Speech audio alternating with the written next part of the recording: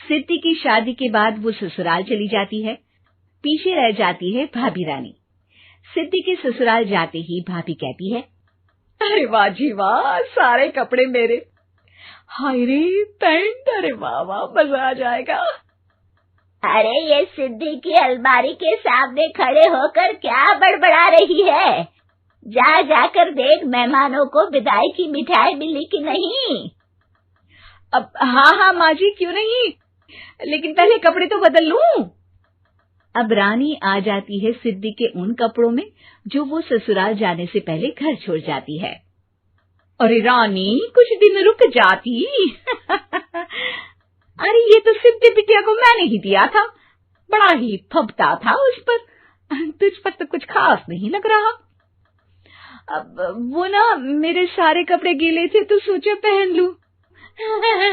वैसे भी सिद्धि को कौन सा दिन पुराने आउटडेटेड कपड़ों को पहनना है।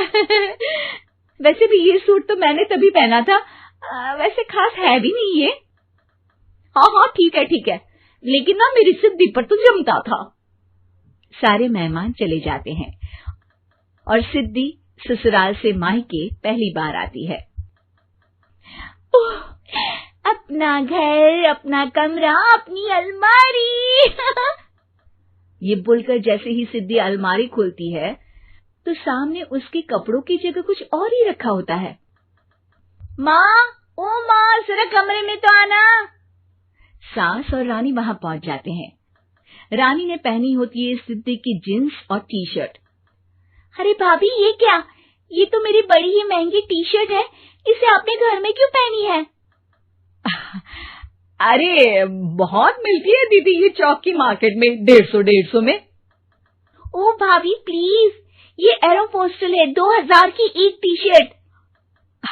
ओहो, 2000 में तो दीदी 4 साड़ी आ जाए। अब क्या बोलूं? भाभी, ये मेरी अलमारी में छोटू के कपड़े, तो मेरे कपड़े कहाँ हैं? मेरी अलमारी में?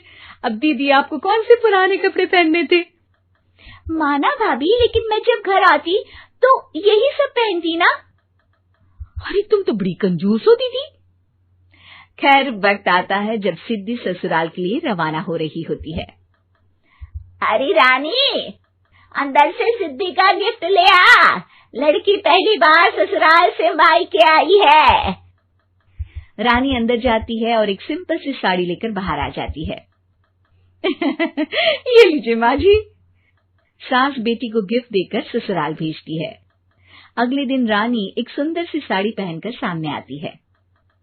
अरे रानी, ये तो वो साड़ी है जो मैंने सिद्धि को देने के लिए दी थी जब वो ससुराल ले जाती, लेकिन ये तूने कैसे पहन ली?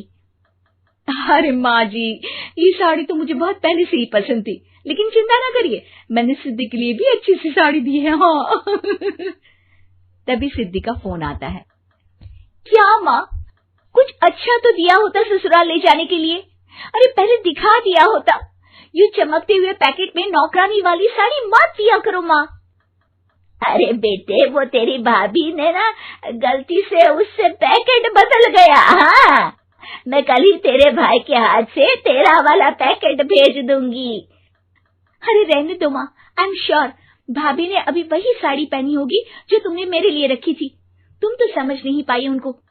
खैर छोड़ो, मैं ज्यादा बोलती अच्छी नहीं लगती, रहने दो, आपको उन्हीं के साथ रहना है, फिर बात करेंगे। सास को रानी पर गुस्सा आ जाता है। वो उसके कमरे में जाती है जहाँ वो शादी का एल्बम देख रही होती है। रानी, मार्केट जाकर एक ऐसी ही साड़ी लेकर आ, कल प्रतीक जाकर सिद्धि के घर दे आएगा। अरे क्यों माँ जी, कितनी साड़ी देनी है दीदी को? यहाँ कोई सेल लगी है क्या? अरे चुप कर, मेरे बेटी के हिस्से की साड़ी खुद पहन ली, अब ज्यादा ज्ञान बांट रही है। एक दिन सिद्धि का फोन आता है। माँ, मेरी सास ने आप सबको खाने पर बुलाया है। सारे लोग सिद्धि के ससुराल पहुँचते हैं। खाना खाकर वो लोग निकल रहे होते हैं कि सिद्धि की सास सभी को गिफ्ट देती है।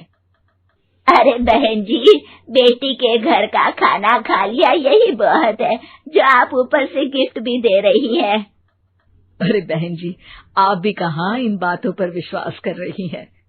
सास सभी को गिफ्ट देती है, लेकिन रानी को जो साड़ी देती है वो अजीब सी हरे रंग की लाल रंग के बड़ी छाप वाली होती है।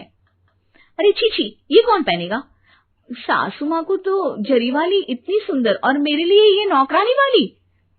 अरे भाभी, दरअसल मैं जब भी घर आती थी आप वापसी में ऐसी ही साड़ी देती थी ना, तो माँ ने सोचा कि आपको आपकी पसंद की ही साड़ी क्यों ना दी जाए।